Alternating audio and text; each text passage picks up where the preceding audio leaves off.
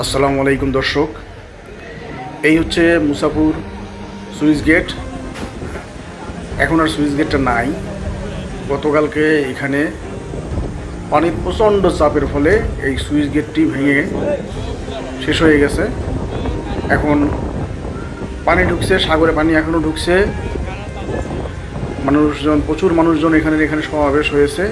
মানুষজন আসছে, যাচ্ছে, দেখছে। তো আমরাও আসছি দেখার জন্য।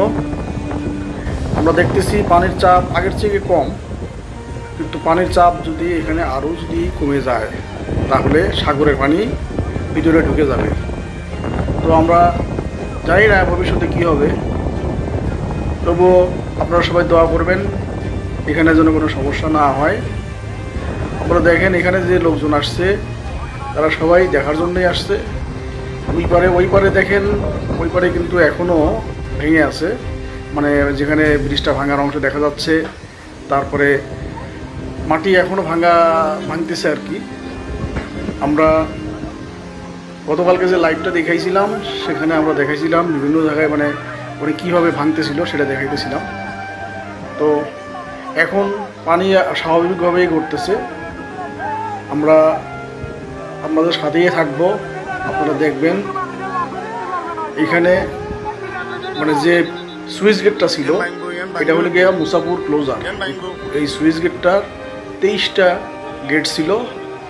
একটা সময় সকালবেলা থেকেই খুবই সমস্যায় ছিল, সবাই বলতেছিল এটা ভেঙে যাবে, এটার অবস্থা খারাপ। তারপরে এক সময় এটা লোকজনকে উঠতে না করা হয়, তবুও কিছু লোকজন যাওয়া আসা করতেছিল। এই সময় এখানে একটা সিএনজি ছিল মাঝখানে, সেই সিএনজি সহ এটা পানিতে চলে যায়।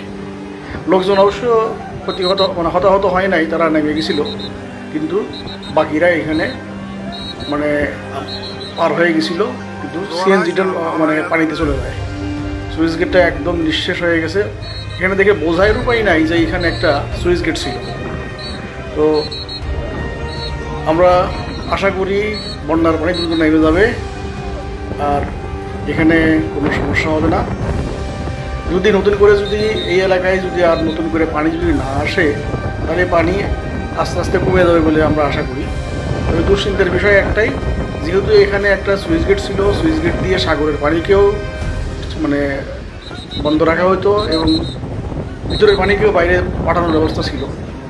কিন্তু এখন যেহেতু এভাবে অবস্থা নাই, তাই এখানে যে কোনো সময় এখানে একটা দুর্ঘটনা হইতে পারে।